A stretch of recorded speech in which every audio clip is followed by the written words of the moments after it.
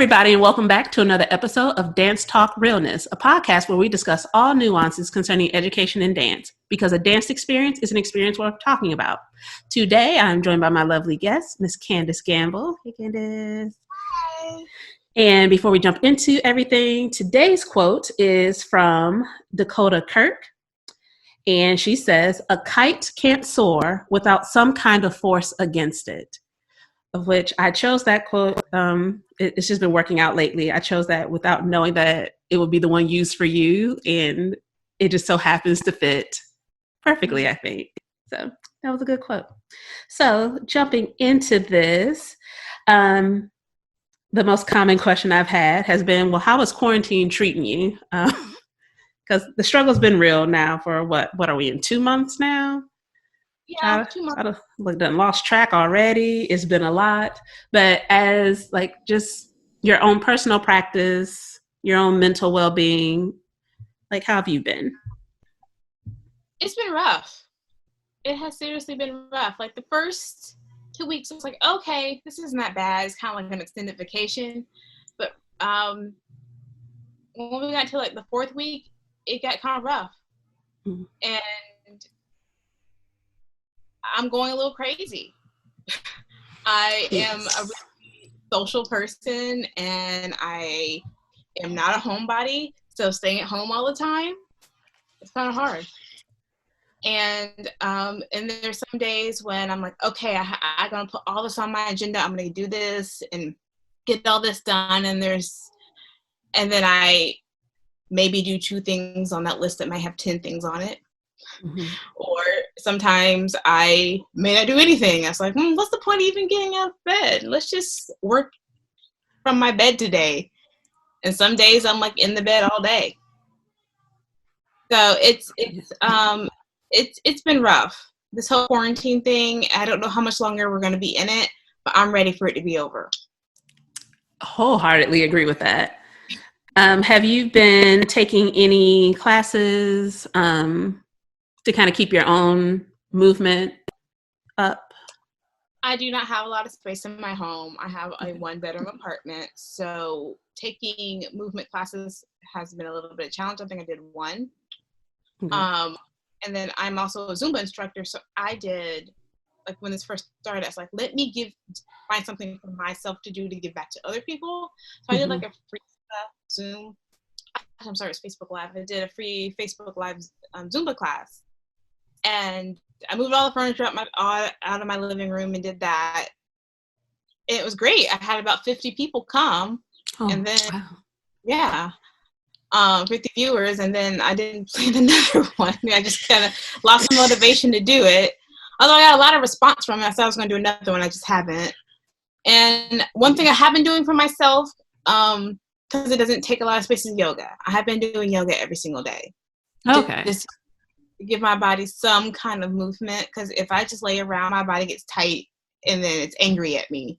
I'm not in my 20s anymore, so I need to get up and move. So I have been doing yoga classes every day, and that makes me feel better.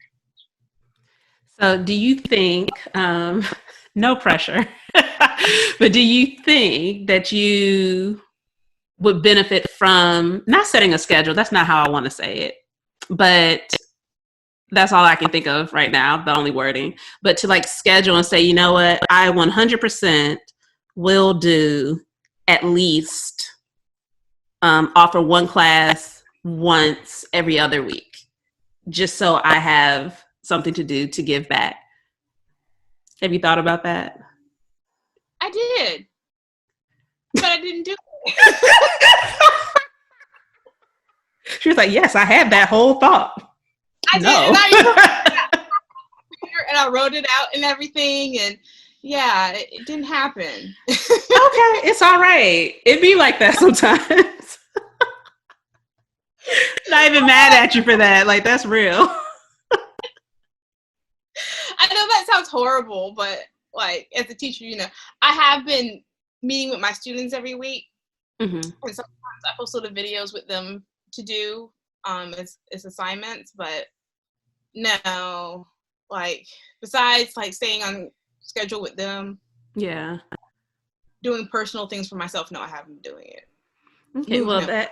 that actually is a perfect segue into the next thing, is this distance learning situation and how you have been um, experiencing it. How's that been going for you so far? It's been frustrating, especially teaching dance. Mhm. Like dance isn't meant to be done distance learning. It isn't meant to be done, virtually with everybody. And like, I know we're making it work as dance educators, but that's not the way dance is supposed to be done. And so my county has rolled out assignments for all the performing arts teachers. So they have modules that they're already completed and done for us, and we just tweak them and then we just post them and students do them, which has been That's great. It nice. hasn't been a lot of, it is nice. Has not been a lot of extra work for me. I have a lot of free time now, because I post these assignments and I grade them and then move on. My students have been feeling really overwhelmed because their course subject teachers are piling a lot of work on them. And I have a lot of students who are taking AP classes, and they're still doing the same amount of work as they were doing if they were in, regular school. So they're feeling really overwhelmed, a lot of them. Yeah. So I decided not to overwhelm them with dance assignments because I wanted it to be fun. Dance should be a fun elective, and I still wanted to continue it, be something fun for them to do. So I said, we're going to do one assignment a week. And I do these check-ins with them, Zoom meetings, and I just ask them, like, how are you guys doing? What do you guys want to talk about? You want to talk about dance? Do you want to talk about what's going on in your life? I just want to be here for them as support during this time, because a lot of them are having a hard time with this.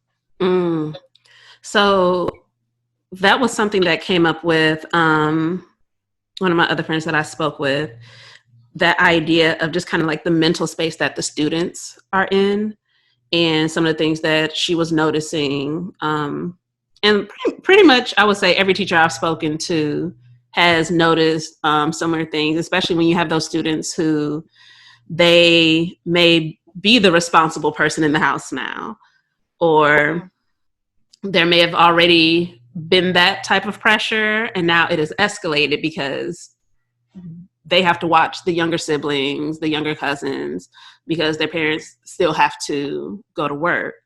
I've had students who, like, the parents are sick, and so they're trying to take care of the siblings, but also make sure their parents are okay. So have you had, of course, without disclosing personal information, but have you had any students who, I guess, have been using you as their safe space to kind of work through some of that, or even if they haven't opened it up to you, that you've noticed that shift and have been trying to be more opening to them? I do notice that. I have some students who show up for my virtual meetings. It's the same consistent students, like every week. And I think they feel like they need that space just to come out and just talk and vent. And I'm there for them. Sometimes we're not even talking about dance. We're talking about their garden that they're planted in their backyard, or what they plan on doing next year when they come back to school and things like that. So yeah, a lot of them, I feel like my students have experienced some really hardships during this quarantine. Some of them, I've known some who told me they were in the hospital because they contracted the virus. Oh, wow. Yes, and some family members of theirs have passed. So I can only imagine that some of them are dealing with some really hard things. Some of them I haven't heard from at all. So I can only imagine what some of them have to deal with going through this. Yeah, that is true. I think something that I really enjoy that we offer as artists is that ability to be like, you know what? Let's talk about life. Yeah. And no matter what it is we're talking about, we can always just tie it back in. And not saying no one else can, but I really have always appreciated the way that we can do that. That if, not to be shady, trying not to. I'm trying to fix my sentence. So if I'm teaching English and, okay, I mean, I am going to use that example because it is an example that my children are dealing with in their classes. So for the English class, one of the ways to kind of talk about all of this is to write about it, which there's value in that, not taking anything away from it. But in their arts classes, it's not that directed, where it's like, okay, but you're going to do a dance about how you feel about being in this quarantine. It's like, no, I want you to use this as a way to process how you're coping with it instead of making you directly address it, if that makes sense. And I think that sometimes can help alleviate some of the stress and take some of the pressure off of them. Because again, writing about it, talking about it is beneficial and it does have its place. Definitely not saying that that's not true, but to also have a space where, okay, I'm able to still process these feelings, but I don't necessarily have to think about what the problem actually is. I can just take that energy and put it into this work and try to get it out that way. I think that is something very beneficial that we're offering.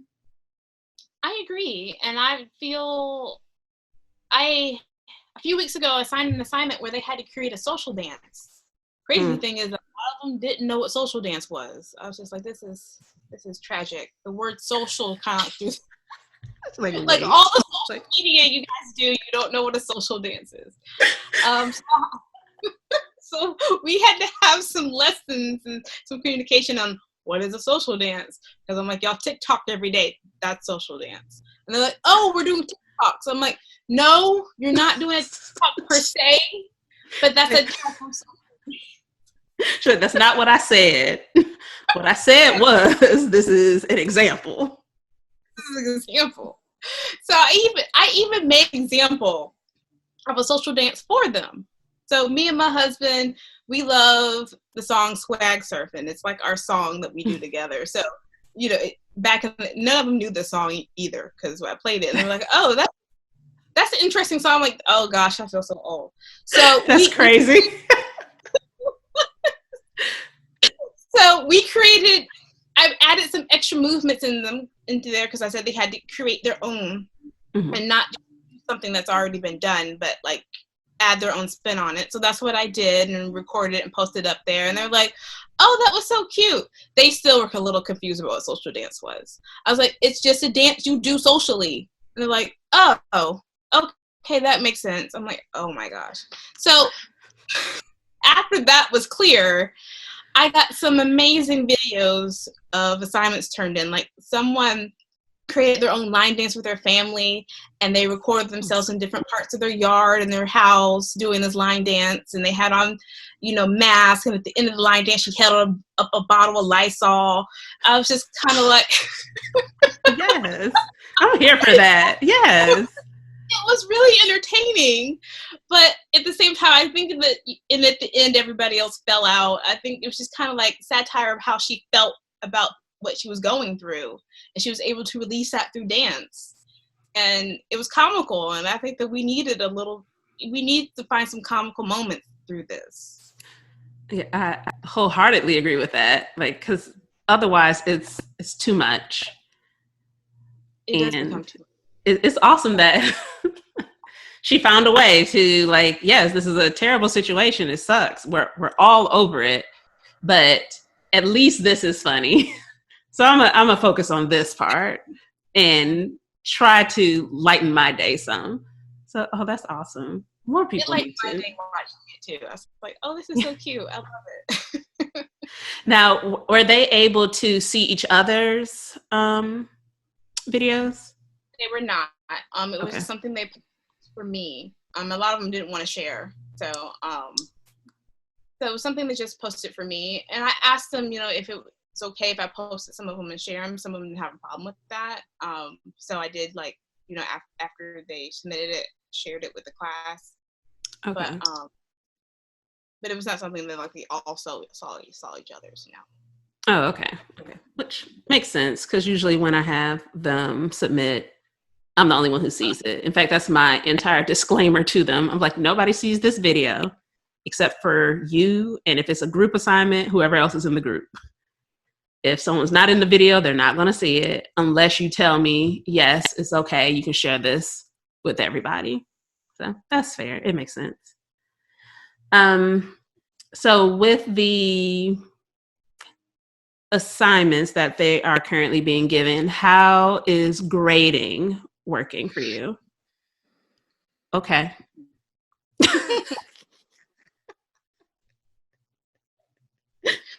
Well, not to like delve too much into a grading whole issue, but I think that based off the situation, I kind of try to find the best way to handle grading. Mm-hmm. Right now, it's a pass-fail.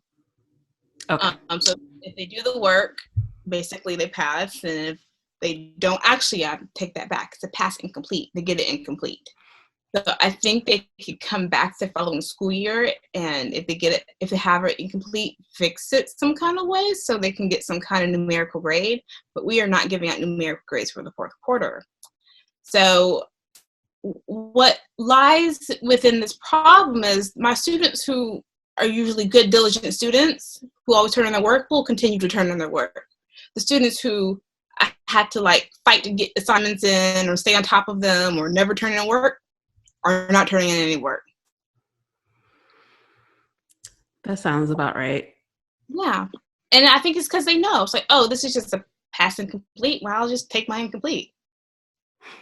It's a dance class, you know. I think there might be some students just like, oh, this is an elective.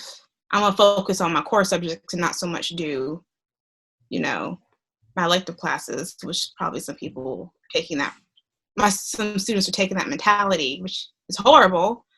But what can I do? That's, you know, from higher above, I have to do what comes from higher above. And I guess that's the best way we can handle it in a situation, because we don't know if the student has, you know, internet at home or what they're dealing with at home. Maybe they are, you know, the primary caretaker taking care of their little siblings and don't really have time to do schoolwork because they're trying to figure out how to feed their siblings.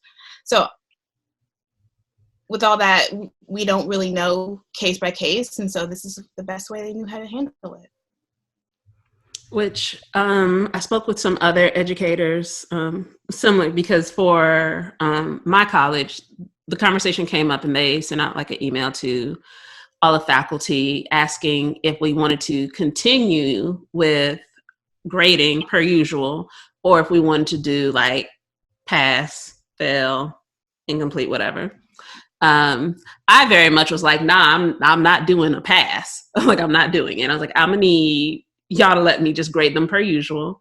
Like, because for me, the assignment that they had left, like, thankfully, it was around the time that we were about to start working on the final project.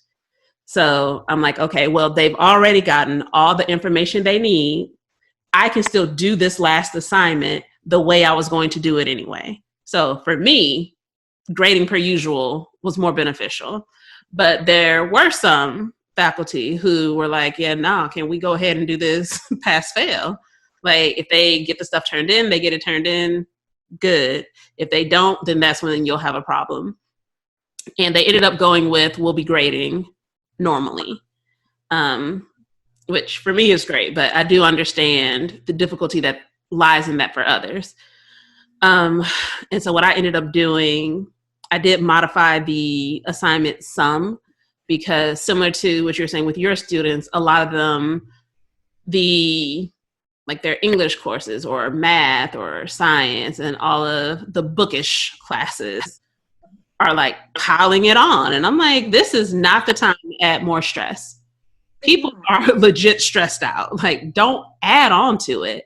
And I'm not saying to decrease the amount of rigor per se, but there has to be some type of workaround, like where you're working with people, because similar also, we don't know when they send our kids off of campus and send them back home, you don't know what they're going back home to. Like, I have a couple who have been like, they're like, okay, so I'm sorry, but my siblings are in the background of the video, like, because there's nothing I can do. Like, we're in an apartment and I'm the one watching them because both parents are essential workers. So it's just me and them. And I'm like, I mean, don't stress. I was like, did you turn it in though? Did you follow the instructions? That's all I'm looking for. You don't have to apologize to me. In fact, I did a post on Google Classroom where I was like, do not apologize to me anymore. Everyone is going through their own thing. I get it. We're all people. We all have our own situations going on. All I ask is that you do the best that you can with what you have. And if something is, you're like, okay, for example, there was one of the movements they had to do is basically a leap. I'm like, baby, if you're on the top floor in a 1-bedroom apartment and you know your neighbor gonna turn you in because you up here fooling around doing leaps and stuff, don't do that part. Like, mark it, pretend that you're doing it. And if you are still nervous about it, just send me a separate email and just let me know, like, okay, so I don't have space for this. Our neighbors be tripping. Like, just tell me that. I was like, and it's okay. I was like, don't feel that I'm expecting perfection when I wasn't expecting perfection when we were in the studio. Like, I just want you to do the best that you can with what you have. And I think that helped to ease it for some of them. But there's some who, I mean, up until the last submission were like, I'm sorry, but I couldn't. I'm like, I'd be sorry. Like, you're good. I'm like, kid, I got a lot happening too. I feel you. Just do what you can and just make sure you turn it in. One had Wi-Fi issues and was like, I can't get this to send. Like, it just keeps saying it's loading. I'm like, send it when it sends. You let me know before it was due. Make it work. Like, whatever you need to do. I was like, if it still won't go through, then let me know that, and we can see if we can try to troubleshoot another way. But it's hard on everyone at all the levels, and it's just it's craziness. But we're getting closer to surviving it and it being done. I'm thinking, hoping, praying, wishing. Yes, I'm hoping and praying that this will be over sooner than later. I agree. Because I know Maryland, you know what? Let me be very real. I legit just keep hoping that they'll say they'll open back up. But then I'm also like, but should we open back up? Because I don't know. Like, May 15th, I think, was the date being thrown around for a bit. And I was like, but should we though? Because maybe we shouldn't. I just want to get my nails done. I will wear a mask up in there. I don't really care. I will put 2 masks on if you need me to. I just want to go get my nails done. That's all I'm really trying to do up in here. I've been doing my nails myself. I just said, things I don't really need to go get done, I'll just do it myself. I've been doing my own hair. I dyed purple. Yeah, I did. I don't know. I did mine. Look, this is why I got this headband on. So, because I'm still, this is why the buns are in here, because I'm still not done. My hair is still wet. It'll be fine. But I reshaved my undercut yesterday myself. Let's just talk about the fact that I, number one, have no business putting clippers to my own head. No business. But I was like, you know what? Looking raggedy. We need to cut this back down. And I cut it back down. Now, is it the best that it could be? No. Is somebody's barber going to need to fix this? Probably. Yes. But is it passable? We do what we have to do. And that's all it is. I mean, it's not horrible. I will say that. I didn't do a horrible job. But is it good? I wouldn't say it's good.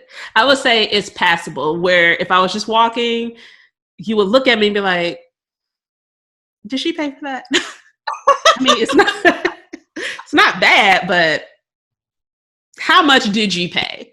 Depending upon the price you tell me, I will judge accordingly. But I mean, it got it done, and as I'll say probably within the next 3 or 4 days, it will have grown out enough to kind of cover up the spots that it was just sketchy at best. It'll grow back. But I was like, I can't. It was enough for me to be able to like pinch and grab and like twist. And I was like, no, we need to cut that back down. It's been a month, I think. Go ahead, let's cut it back. Try it again. I cut the kids' hair. I was supposed to flat iron my daughter's hair, and I did not do that. So that ain't gonna happen now. I'll do it this coming weekend. I don't know. I'll do it eventually. Because we have nothing but time. Nothing but time. My life has been, I will do it eventually. I'll get to it. Am I going to do it today? Probably not. I'll probably do it tomorrow. Then tomorrow turns into like 2 days later. But Exactly. Yes. I was like, I'll get to it. The one thing that I do need to do is pay bills. well, that's what I've been on. But other than that, life has just kind of been like, I'll do it when I get around to it. Because I just feel like I used to live my life on such a set schedule, and now I just feel like the window. It's just whatever happens now. It's like that freedom. It's like, oh, I'm going to take 3 naps. Yes. Like, I think, you're right. Because there was such a schedule in place that now it's just like freedom. Oh, okay. If no one's gonna die if I don't do it, it should be, we're good. Like, as long as I keep everyone alive, yes, I've done what I'm supposed to do. Exactly. So it's fair. It's fair, I think. I'll do laundry, in another 2 weeks. I'm not going nowhere anyway, so. Man, but let me tell you, like, when they do open up, I don't think I'm gonna be with the first wave of people out in these streets. No, I might be like the second or third, maybe the third wave. Yeah, I was like, let them work that out a little bit first. But I feel like it's gonna be a mad rush. Everyone's just gonna be everywhere. Exactly. Oh, like I can picture it now. Everywhere is going to be packed. And I'm like, y'all, that's not the way to ease back into this. So I'm gonna let y'all do that. All I'm trying to do is get my nails done, and it's a small shop. So I just want to go have brunch. I miss I was a bruncher. I went almost every other weekend. Oh, yeah. I'm having brunch. Like, I am a homebody. Like, I'm good staying in the house, but everybody's in the house with me. And I'm like, this isn't what I meant. I meant be in the house by myself and have alone time. And then when y'all come back to the house, then I'm like, okay, I've had time to like just be alone and have quiet, read a little bit, watch what I want to watch, and I'm good to deal with you. And so this it's been the craziest thing for me because I'm like, I'm not a people person. Like, I do not people well, but I have been wanting to go out. And I'm like, I need a change. But I know good and well, once everything like gets back to us being able to be out more, I ain't going nowhere. I just need to not be in the house at the same time as everybody else. That's all I'm really asking for. I don't think it's too much to ask. I'm pretty sure people who live by themselves probably feel the opposite. But alone time has not existed. I'm married, but I still like my alone time, and it just we are around each other all day, 24 hours a day.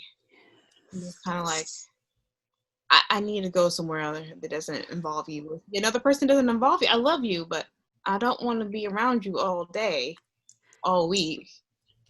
Yes. For like 2 months. Thank you. It's for 2 months. It's a lot. I haven't seen any other person like in person. Mm-hmm. This is a lot. Oh God. Like the babies are like that. I love them so much. Like, because I always tell people I don't like kids, but I love mine because I'm like, well, I'm raising them, so I love them. I don't like other people's kids usually, but it's like I love them so much, but they be so close to me, and I'm like, I need you to move. I need you to do something else. All this space that we have, take advantage of it. The whole purpose of us moving where we moved was to have space. That was the whole intent. Because otherwise we could have stayed in that 1-bedroom loft apartment with all 5 of us. We could have. The whole point was for space. If y'all don't take advantage of this here space and get away from me, and they just be like sitting on the couch, they'll come sit right here, like on my hip. And I'm just like, yo, I'm like, there's a love seat over there. There's the floor. Like, Go get a chair or something. Why sit on the other end of the couch? Like anything but my hip. Like, why are you so close? And I'm like, I love you. I love them too, but dang, every time though, every day. I'm like, dang. I'm like, y'all didn't want to be this close to me when we weren't locked up together. Like, why are you doing this now? When I wanted to hug up on you, you ain't want to hug me. Now you're like in my pocket. Well, take advantage of it, because when they get really older, they're not going to want to do it. So take advantage of it now. Yeah, I will say the teen is so cute now, because for the longest time, like he would get hugs, but not like the little two. And so like one day I was just like, well, do you want a hug? And he's like, yes. I'm like, oh. It's like, it's been so long. Oh, my baby. And so, yeah, there was a phase there. And so with him, I think we're getting back to like hugs are okay, because he's almost an adult. So he's getting back into it.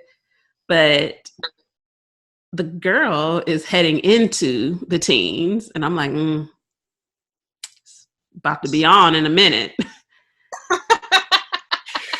All right, girl. Like we're teenage girls. Oh gosh. Teenage girls are the worst. Like that middle school situation is the absolute worst. That's why I don't teach middle school no more. That is the exact reason I was like, y'all either got to find me a high school or I quit. Like I can't. Middle school is not where. And bless those people who they purposefully teach middle school, because I'm like, why would you? I did it for 4 years and that was long enough. And I said, nope, I need to move on. And then when I found high school, I felt like this was my niche. Yeah. I have enjoyed teaching my high school students. Loved it so much. And it's hard for me not to be with them, because I just really enjoy being around them and teaching them and how much they want to learn and get excited about dance. And I'm like, this is what I've been wanting. Like all these years I've been teaching. This past year was my first year teaching high school. I taught elementary. I taught middle. Middle was like hell. I'm sorry. No, you're fine. It was pure hell. It was a thing. There were some good days, and there were more good days than bad, but some reason the bad days just stick out. I'm just like, if one more middle schooler curses me out, I'm gonna lose my job, because she's not gonna be alive no more. Thank you. I'm like, I'm gonna go to jail today. Like it's gonna happen. And now my kid's not gonna have their mama. Like, dang, y'all, come on. And what got me is that when I would call people's parents, they didn't believe me. They thought I was picking on their child. I was like, I do not want to call you. Like, it takes a lot for me to get to the point of calling you, because your child has acted so horrendous in my class. Not bad, but horrendously bad, that I felt like I had to call you, because I don't want to call you. And then you have the nerve to be like, I'm lying? I don't want to call you. I think there's a misconception that teachers enjoy that. And I'm sure there's some out there who do. I've known maybe one or two who were like about that business. But I'm like, no, most of us, we don't really want to talk to you like that. Like, we really don't want these problems. We just want to come and teach and then go home and live our life. Like, I hated phoning parents. I was like, your child really had to have been out of pocket if I'm calling. Like, where I've done, there's nothing else for me to do but call you, because the next step is a write-up. Like, I don't want to talk to you. And I'm like, that idea of the teacher is picking on my child. Have I known teachers who have picked on children? Yes.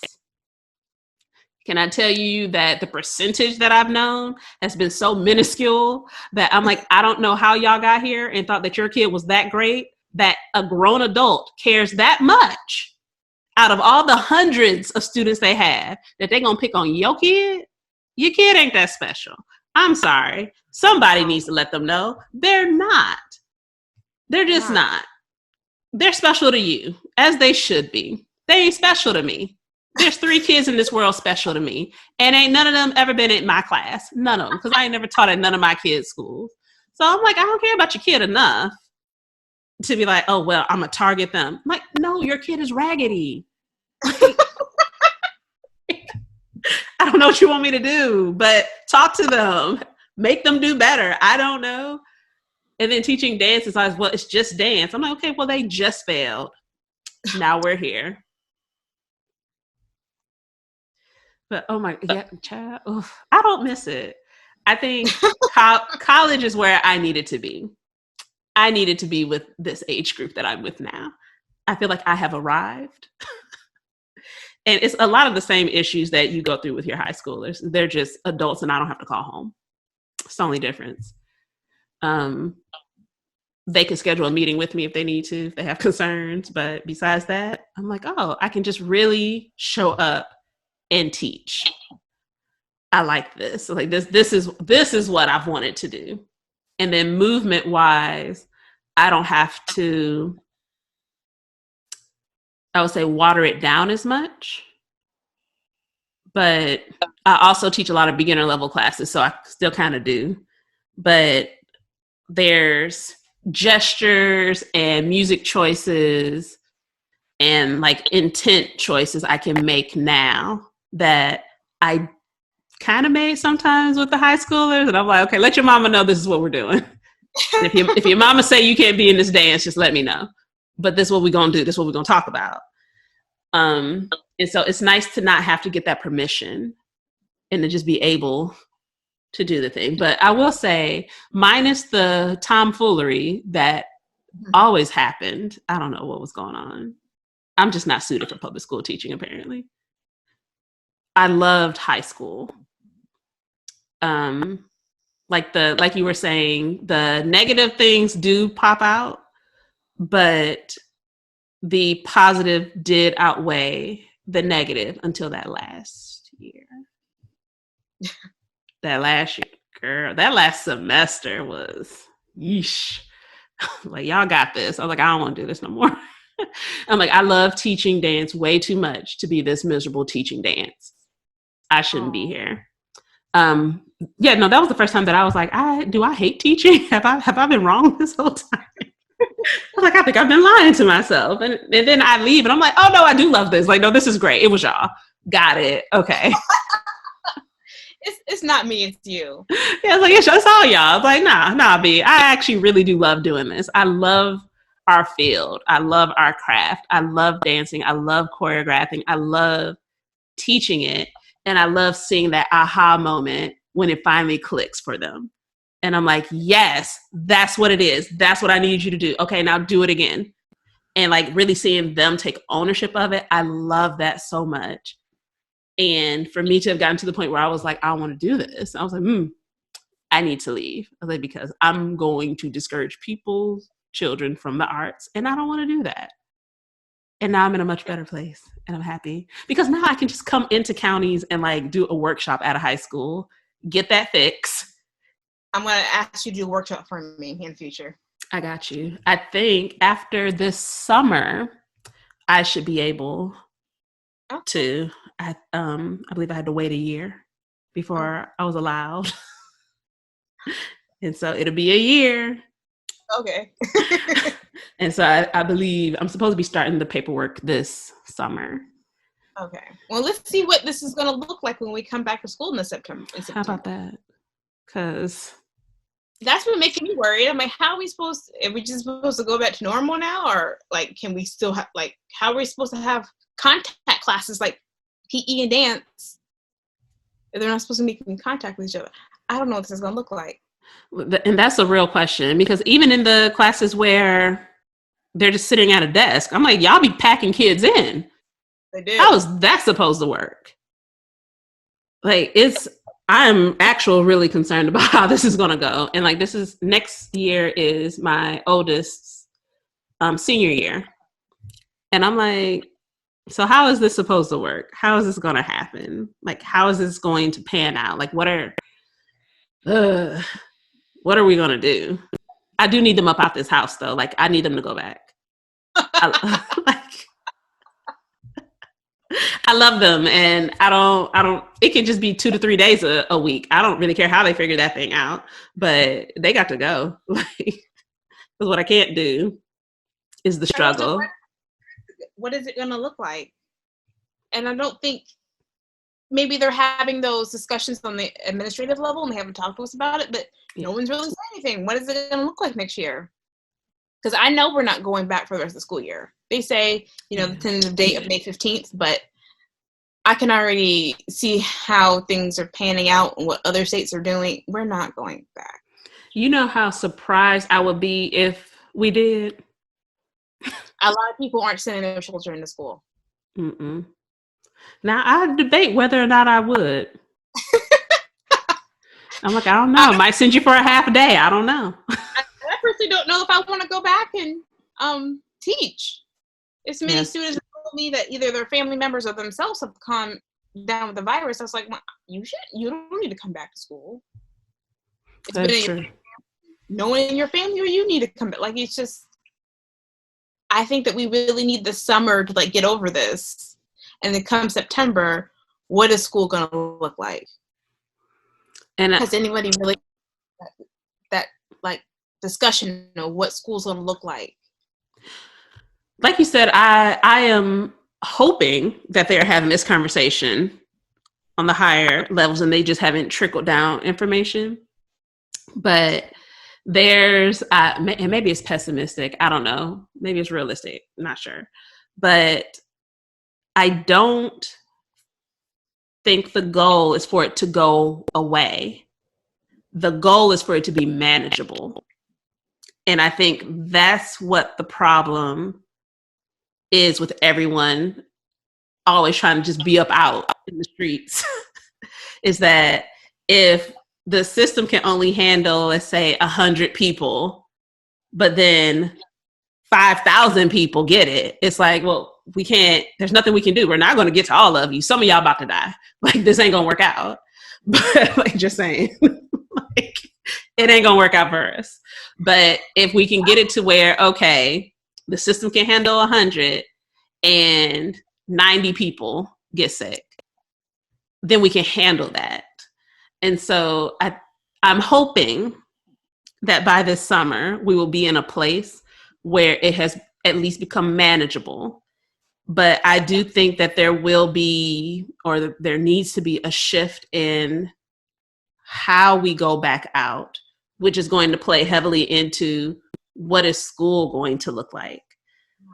Because they kept talking about kids couldn't get it. And it was like, oh, but they can. But they can. But they can. Yeah. So I was like, well, there that goes. I'm like, so everybody's an option. Sure is. And I could have it and be asymptomatic and be around you, and you have like worst case scenario. Yeah. And it's like you don't know how it's going to go. And so it's like, well, I'm curious as to like what does the conversation even look like at this point? Like, what are they considering doing? This distance thing is trash. Not only because you're gonna have folks who just ain't gonna do that work, period, regardless of how valid their reason may be or not. But just for me, there is something to be said for being in the space with somebody learning. It is. And even outside of dance, that's how I prefer to learn. Like, I would much rather be in the classroom with you and just be able to have that energy than to do online. Like, the classes I take now, the majority are online. And in the summer, we will go be in person. And it's still a lot of work, still hella stressful. But I enjoy the in-person because I'm like, okay, this gives me a different energy to feed off of. I'm more invested. And so now it's just like, I don't want to stare at a computer screen all the time. And I don't want to be responsible. Like, I can't just sit here. I'm tired of looking at a computer screen. Sometimes I just have to shut my computer and I'm like, I'm done for the day. I can't look at a screen anymore. And I'm like, my next session is about to start soon. And I'm already just like, this was supposed to be an in-person session, mind you. And so, of course, now it's online. And I'm just like, y'all, I've really been looking at y'all on this here computer screen for months. I'm over this. Like, I smooth will just cut a camera off now. But I'm like, man, forget it. I'm about to go eat. Like, I will play the audio. I'll listen. And if you call my name, I will respond and try to answer whatever you're talking about. But I don't want to be on here no more. I don't want to look at this anymore. I'm tired of looking at these little faces and boxes. Like, I don't want to do it. And I can only imagine me as an adult feeling this way, how the kids are handling this. Yeah, feeling. Like, because I'm over it. So I know they're done. Like, I know my county did not make check-ins. I don't know if it was my county or my school, but they did not make our virtual meeting check-ins required. So when I first started doing them, I didn't never have full participation, but I had maybe about 10 out of 26 show up. I thought, okay, that's a good number. And as the weeks have gone by, I now have an average of 2 or 4 showing up to the virtual meetings. I'm just like, what is the point of this? So I get on. So now it's just like, talk with Ms. Gamble, and we just have like talks, and we just talk about life and things like that. I go over the assignment, ask them if there's any questions. I was like, okay, what do you want to talk about? Because clearly this is supposed to be a 20-minute, virtual meeting, and I went over everything in 10 minutes or 5 minutes. So what y'all want to talk about? And I just let them talk about what they want to talk about, because I'm just like, this is pointless. I'm sitting up here having these office hours of meetings, and sometimes I get on and nobody shows up. I'm like, okay. Like, what is the purpose? Yes. For everyone involved. Or maybe it's just because, like, well, I have a math thing I need to go do, or I have language arts homework. I'm not going to go to my dance Zoom meeting. It might be that, or they just don't care. But I get the same 4 students for one class, to get the same 3 for another class, and then one class I have none that don't ever show up. Now, how was that class usually when you all were showing it, like when classes were still regularly in session? I mean, it was a beginner level class.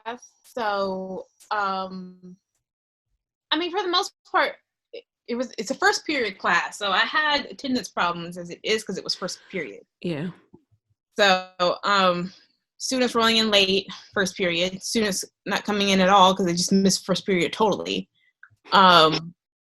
And so I guess that's just kind of consistent with what the class has been. But when I had those students there who were there on a consistent basis, they were present, they were dancing, they were learning, they were excited. And I guess maybe because now it's gone to this virtual learning, they're not excited about it anymore. And I understand it's not the same. It's nowhere near the same. Even when I try to do a virtual class with them, like dance, it's like, okay, we're going to do a virtual dance class, a Zoom meeting. I still only have like 5 show up. I was like, okay. And then the next time I did it, I had 2 show up. And the next I said, okay, now I'm just going to record myself, and y'all just do it when you want to. Because they're just kind of like, what's the point? Yeah, that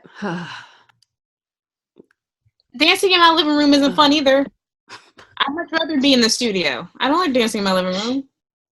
I agree. I like the space in the studio. I don't have to worry about running into a couch or a table or a TV. Or moving the furniture out the way and then moving it back. That was a pain. I'm lazy. I didn't want to do it. I'm like, I was sitting in the living room, like, okay, I'm going to do a class today. I'm looking at it, like, nope, I don't feel like moving the furniture. Nope, I'm not doing this. I think that's fair. I'm here for it. I roll up the yoga mat. I was like, okay, we're doing yoga today, y'all. It was just a lot easier. I'm stationary. Yep. I was like, I'm going to be on this here mat. That's it. Nothing else has to move. Yeah. It makes sense to me. I'm in support. All right. So before I let you go, story time.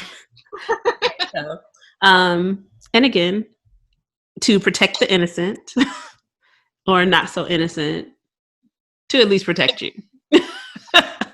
No names or locations will be dropped. Questions will be vague enough to hopefully get useful information that someone listening, if they have a similar situation, they'd be like, oh, well, maybe I can try that. But not so clear that it's like, oh, she's talking about XYZ. Oh, like, so I got you. And I will adjust my questions accordingly to you. So you moved to Maryland fall 2019. You were in North Carolina teaching. We were actually put in touch with each other through mutual friend, through Kate.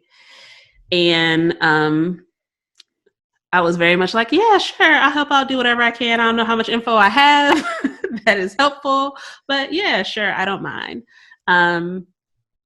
Met you, it was August at that workshop, and have just been in touch throughout the school year. So this school year has been an interesting experience. New area. New area. New grade level. Just a lot of new things. And so just share what you would like about this experience.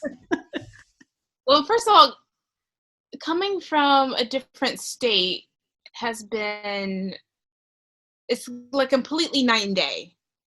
I didn't know how much of a difference coming from North Carolina to Maryland it would be, but it was just like, even the dance curriculum was really different from what I was used to.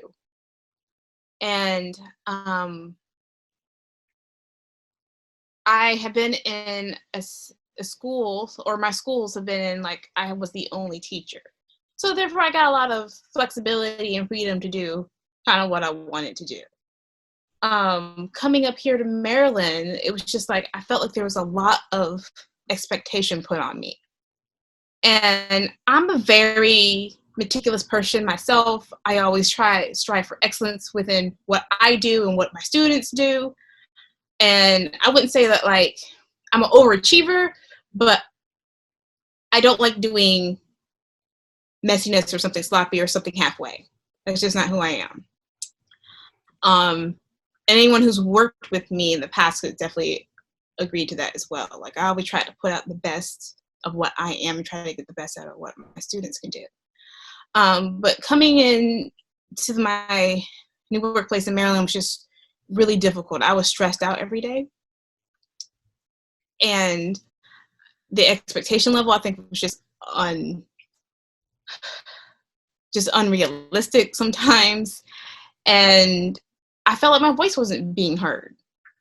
I felt like I had a lot of ideas and things in ways that I felt could contribute, because, you know, I've been teaching for X amount of years and this is the way I've been doing it, but I felt like I wasn't being heard on that. And I was just kind of being told, like, this is the way it's been done here and that's the way you have to do it. And so, okay, well, you know, I'm at a new place, let me just accommodate, but it never seemed to be enough. And that, like, took a really hard toll on me emotionally and physically, more so emotionally. And there are just days when I didn't want to go to work. There are days when I'm just like, first of all, you know, I'm already getting up at like 5:30 in the morning. And I'm like, gosh, I'm getting up again to go work again. And it would just, like, deplete me. And it wasn't because of my students. The only thing that kept me going every day was my students. I thoroughly love and enjoy teaching high school. And I love my students so much. Just when I got there, I had one student, first period, she would come, hi, Miss Gamble, how are you? Like, she was like the brightest thing. And she had the best attitude about anything. She had 3 left feet, but she didn't care. And I love that about her. She didn't care what anybody thought about her. And it was because of students like her that made me want to keep coming back. She would ask me 5,000 times how to do something, do it correctly. And that's what kept me going. I so enjoyed working with this level of students, and they were so talented across all my classes, from my lowest level to especially my highest level class. Just, I have never worked with, especially my highest level, students that had that kind of talent before. So that was the only thing that really kept me going every day. But just the level, not necessarily the level, but just the expectation of what I was required to do just depleted me. And I never heard, oh, that was good. I never heard that was a good job. You did well on that. It was just kind of like criticism on everything. Yeah. And nobody can work like that, or should. And I moved all the way from North Carolina to work at this school, and I just felt like I wasn't being appreciated. So I had to go. I wasn't going to go. It wasn't my choice. I kind of was told that I was getting involuntarily transferred, and that shocked me. I was like, involuntarily transferred? I was like, but we still have to have a dance teacher. And my department head, who was coming back down to take her dance position back, because she had gone up to an administrative position, and now she's coming back into the classroom. And never in all my years of teaching, or in all my years of just being a professional, I have ever heard of anyone going up to a higher level position and then deciding to come back down into another position because they didn't like their higher level position that somebody else was in. It wasn't vacant. Somebody was in the position. And so that kind of like set my whole world on fire. And I was just like, how can this happen? And at first I thought it was me, and that I was being a bad teacher, and that I wasn't good enough. And then I had to come to the realization and understanding that it wasn't me. It took me a while to get there, but it wasn't me, and that I was sit there for a reason, but not meant to be there for a long time. I believe everything happens for a reason. And I fulfilled my purpose there, and it was time for me to move on.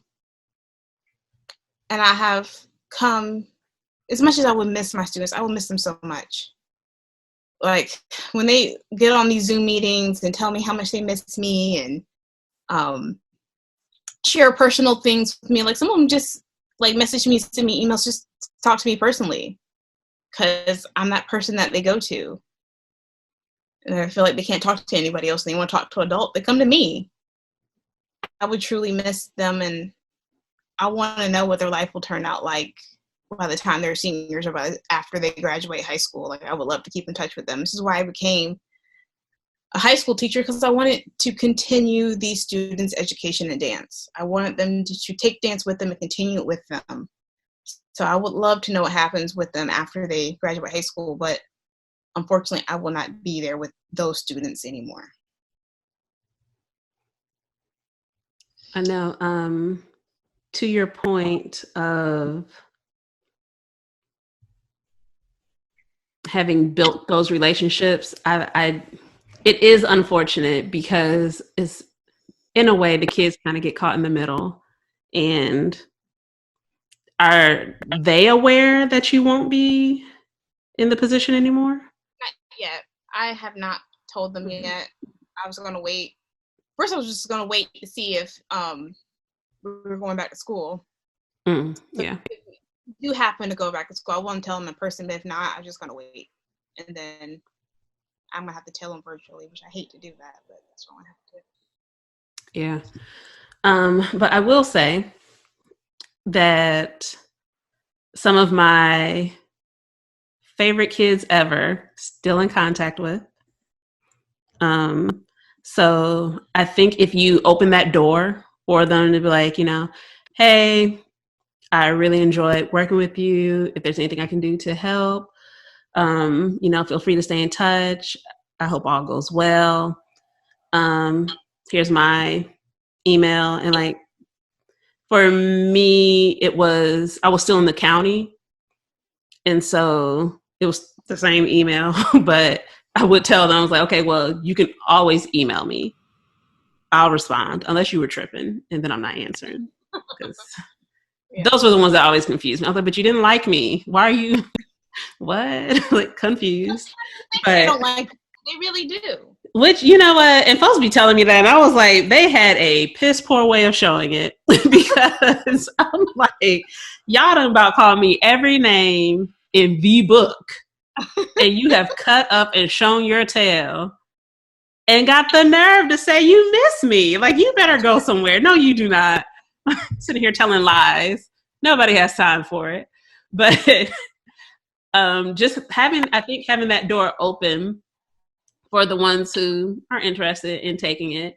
Because some of them I did see through graduation. Like, I was there for them to graduate. But as soon as they graduated, I was gone. And it was like, okay, well, I can't come back to the school and visit her. And I'm like, well, here's my email. Hit me up if you need to. And then this past year, it was like, all right, well, here's my Instagram. Hit me up if you need to, because there will be no more county email. Like, you're not going to be able to reach me like this. And I'm not giving you my personal email because I'm just not. I was like, but this is one way you can find me. And a couple of them are actually on Facebook, which is odd to me. Students at Facebook me. I did not accept them. Oh yeah, no, I just declined one like last week, and I was like, oh no. We're not friends. Decline.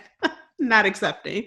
But I was like, I didn't know kids were still signing up for the Facebook. I was like, A very few of them do it. Yeah, like I was like, okay.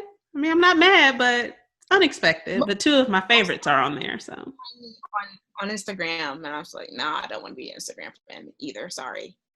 Yeah, no, some of them I'm just like, no, just don't request me at all. Like, it's, you can send me a message or something. Find a way to just do that, but I'm not going to accept this request.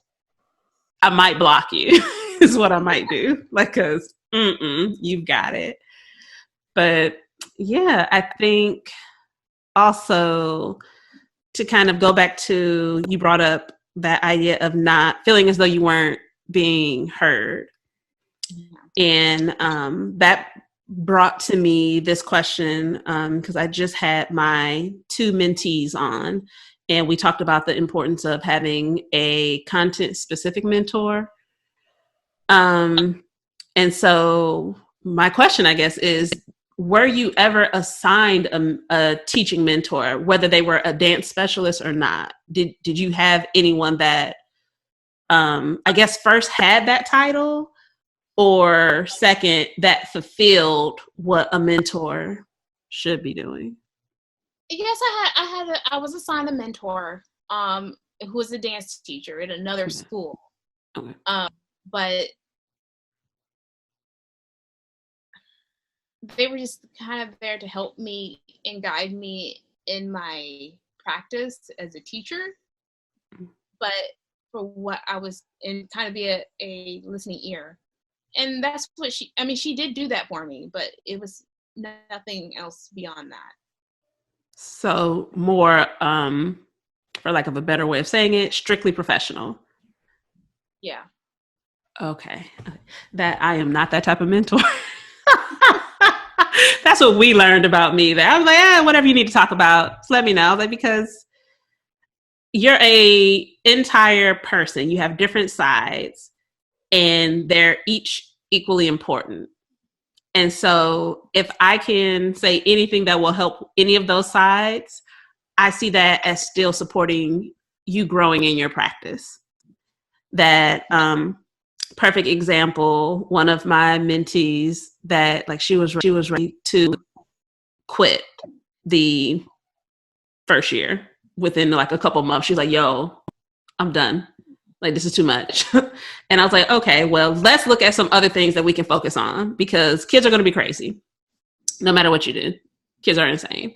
So is there a way for you to take time to work on XYZ for you? Or can you just block a specific amount of time that's when you're going to focus on those kids, and like do any other planning that you're going to do, try to troubleshoot, figure out new ideas, but only give it that block.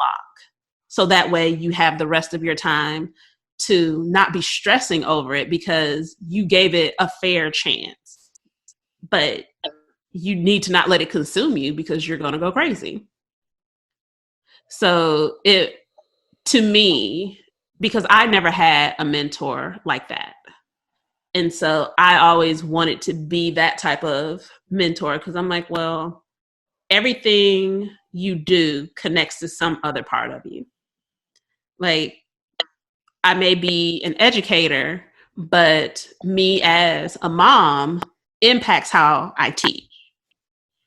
And me as an educator impacts how I teach choreography when I'm creating new works. So each thing is connected to the other. And if you're not taking care of each of these places, you can't really, like, at some point, it's all going to start falling apart. And what I've been learning is that a lot of mentors, of which it's not a shot at people, but a lot of mentors don't operate like that. That it is that strictly, okay, you need help with a lesson plan? Okay. You have an issue with classroom management? Okay, let's look at that. And I'm like, okay. Let me rephrase. I'm not. She wasn't there for me, like, for personal things. Like, I could confide in her about anything, and it stayed between us. And she was there, but with what I was going through, I don't think. I mean, she lent me advice, but I don't think that she could really do anything else but just give me the advice. There's like really nothing else I could do unless I chose to confront it or do it myself. Does that make sense? Yeah, no, that makes sense. Yeah. Yeah. And she was there. She was great. She was great. And I was able to lean on her and talk to her because, you know, she worked in the county and knew things. So she was there for me in that way. But what I went through was something that I had really no idea of really how to handle because I had never confronted that before. You know what? Let me tell you, I don't think most people have. Like, and nor have I ever been told I've done a bad job in any kind of job I've done. From the time I was like 17 and started working, like doing lifeguard, I was a lifeguard, and then I did retail. Like any of those kind of jobs I did, no one has ever told me I've done a bad job.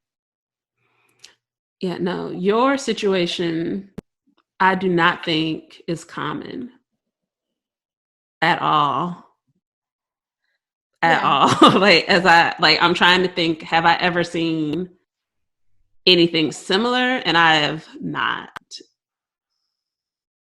So I wanted to stay, but I was just like, no, why should I stay? I feel like I'm not appreciated.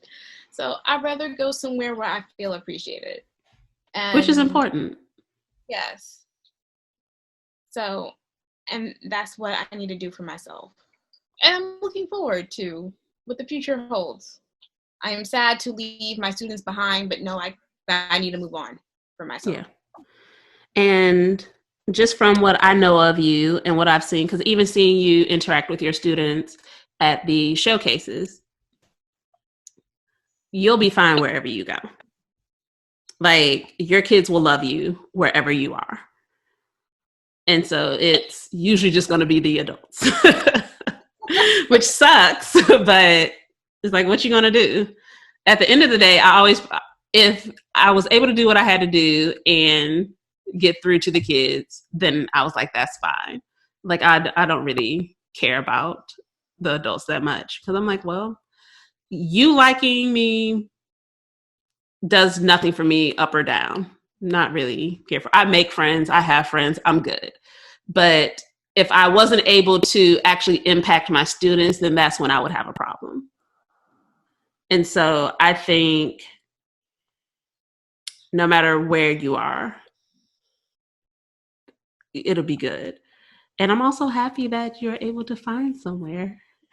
I love that I have like inside information that I can't say, but like I'm like I'm like genuinely happy for you. Well, thank you. Yeah, because I was talking about you to someone else. I will tell you about that later. But genuinely happy for you, and I'm looking forward to seeing what this next few years brings. I am too. And again, I don't care if adults like me or not either. Yeah. But not being appreciated for the work I do.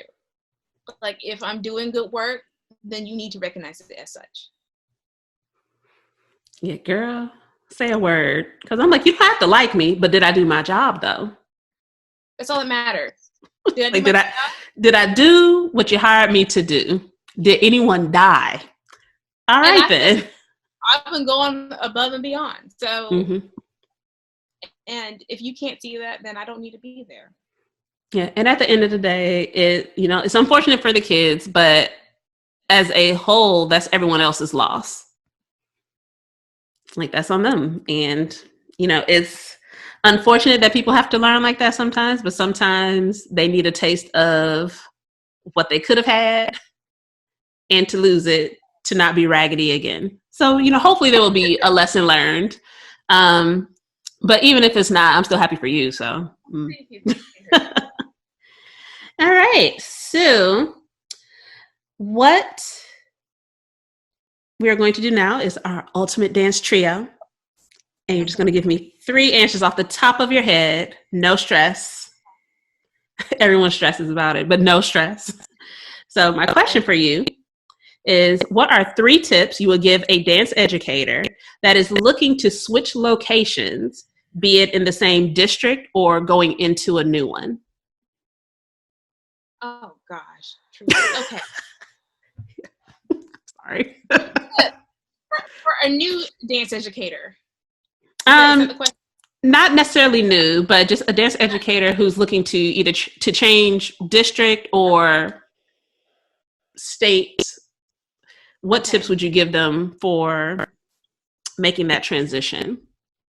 Well, all districts do things differently. I would say to research the district. What does this district have to offer you versus where you are now? And weigh the pros and cons, because transferring is a lot. Because I have done it. I've transferred schools 3 times, and I've transferred districts once. And transitioning districts is a lot, because you have to do all this paperwork, you have to get rehired. Yet, like, do you really want to go through that first thing? And then weigh your pros and cons. Moving states, that's a whole nother thing too.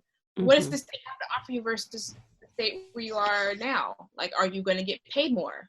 Which is one of the reasons why I did leave North Carolina. What are going to be your benefits? Is this going to enhance your career to do a big change like that? And the third thing, I guess you have to ask yourself, what are you wanting to get out of it? Like, what's the reason for you wanting to go? So I guess those are the 3 things that I think I would tell anybody who was transferring districts or states. I think that is good advice, because I've done all those changes also, and it can be a lot. And so I definitely agree with you. Like, knowing what it is that you're getting into. Like, are you sure this is what you want to do? Because once you do all that paperwork and you do all that moving and all of that, now you're there. And it is not common for people to be able to just go back to where they were. No, you can't do it. Like, where they do that at? But that aside, I think a lot of research is always beneficial. Also, cost of living, because similar, I came up here and I was like, okay, well, I would make more, but then I'm like, y'all, it's expensive as hell up here. Like, what? I didn't research that enough. Like, I looked in the cost of living a little bit. It's like, oh, it's slightly higher. Oh, the devil's a liar. It was so high. And I was like, oh, Jesus, help me. Like, this is like, why does this cost this much? And I was like, oh, I want to go back to North Carolina. I told my husband, like, let's go back. He's like, no, we're not going back. Like, we're not doing that. Yeah, no, cost of living here is dumb. It's like, whew. It is dumb. But I was like, okay, well, let's move like over to like the, what is it, like the pier where Annapolis is, or the shore, whatever you call that. like, let's move that side of Maryland. It's a little cheaper. He's like, we're not moving all the way over there. We came Is it here cheaper over there? in some parts, yes. Oh. Because actually, I'm looking into houses right now. So I was just kind of like, because we got to get out of this apartment. Mm. And everywhere I was looking, because first, when I first moved here, I was like, oh, Bethesda is beautiful. And then I looked at the Bethesda prices. Yes. We can't live here. Mm-hmm. Yes. Why does this cost this much? It's not DC. But it's like, it's just super expensive for no reason. I mean, I'll be like, but that's not even close enough to DC to cost that much. I'm like, what y'all doing out here? The most. I can't be here. I can't be here with y'all. But let me tell you, I was under the impression that PG County would be cheaper. There was a misunderstanding. Some parts are. Let me tell you, the parts where I want to live, though, are not. I'm like, oh, y'all got these like $1 million homes over here. Y'all got money. Oh, and we're way too close to DC. Way too close. So people live here for the convenience of, oh, it'll only take me a few minutes to get into the city. Yeah. And I'm saying, y'all making the prices go up. Like, stop playing. Like, why y'all out here like this? It's expensive. Like, I always talk about this house that's down, like a couple doors down from me. It's a freaking mansion. First of all, I'm like, how is my house in the same neighborhood as this one? And who's cleaning that? Like, my house has enough rooms that I'm like, yo, this is a lot. Don't y'all mess nothing up. Who cleaning that house? Who's cutting the lawn? You have children. They do that. They clean the house for you. That is true. You're right. Free child labor. You're right. That's the only reason I could consider it. I was like, man, if I had a child, he could take out the trash and, cut the grass. And I was like, I love every part of it too. Every part of it. I'm like, you can take that trash out. Go ahead. You got it. Laundry, because I loathe doing the laundry. I'll teach, this is how you do it. Don't mess it up. Now it's your job. Yeah, that's an actual real thing. I need to teach them how to fold. They don't know how to fold properly. I'm like, if y'all could, man, let you get this folding game together. It takes you a couple times. Truly, just teach them, and it's like, look, this is how you have to do it. And then if you don't do it right, you go through and you pull it back down again. It's like, over. Yes, like run it back, fold it again, fold it again. Done right. I'm not a parent, but I think I have some great parenting tips and skills, even though I'm not a parent. It's okay, because sometimes just real life situations and real life tips, more people should have taught their kids those things. So I think it's legit advice. I take all donations. Yes. But that's how they're going to spend the rest of this week, learning how to fold. Because the baby 100% has said, the oldest, I don't like how he folds, but he folds in such a way that it is folded. And it is organized enough to go into a drawer and be okay. The little two don't, though. And I'm like, oh, all right. Y'all old now. This year, everybody will be in double digits. I was like, oh, okay. Fold your own stuff. Yes. Y'all are like... You can do house chores. You can do all the house chores when you hit 10. Say that, because I'm about to be like my grandmother. Let me see a dirty dish. All these dishes going back in the sink. Start over. I just need the one, because it be happening. I'm like, who put a dirty cup in here? Now I don't trust any of the cups. Now we have to wash everything. Why would you do that? Wash all of it. I don't care if I washed it and I know it's clean. Now, since you put a dirty one in there, we got to start over. Put them all in the sink. Do it again. Oh, yep. That's what they're going to do this week on top of their schoolwork. They're going to be sick of me. It's going to be all right. They'll live. It'd be like that sometimes. All right, Candis, thank you so much for joining me today. You truly. Thank you. I truly enjoyed it. So thank you. And I will for sure have you on a little bit down the road once all loose ends have been tied up appropriately. Because there is something I wanted to discuss with you, but we'll wait, because I'm not going to forget. I'm not. All right, and thank you all for joining us again for another episode of Dance Talk Realness. If you have any questions or comments or any suggestions, please be sure to like, comment, and subscribe. You can find us on YouTube, Facebook, and Instagram at Dance Talk Realness across all platforms. I look forward to bringing you some fresh new content next week. See you later. Bye.